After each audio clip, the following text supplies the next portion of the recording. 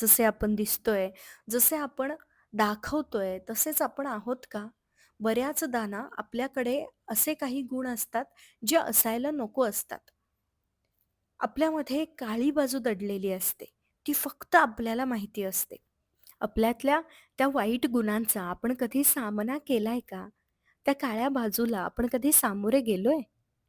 ते सुधारण्याचा आपण कधी प्रयत्न केलाय का? असा प्रश्न आज स्वतःला विचारूयात.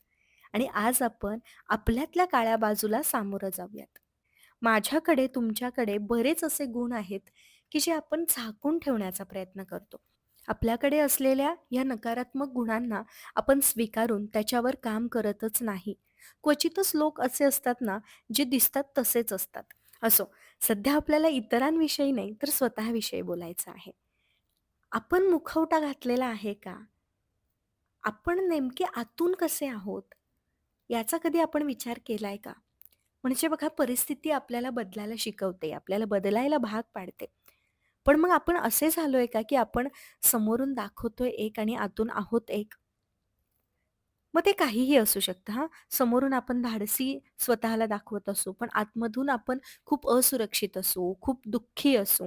समोरून आपण खूप आनंदी प्रत्येकाला दाखवत असू. आपण सगळं किती छान मॅनेज करतोय, हे आपण समोरच्याला सतत दाखवत असू.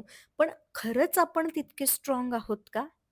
ते सगळं करत असताना आपण तितके आनंदी आहोत हे सगळं हँडल करताना, हे सगळं मॅनेज करताना?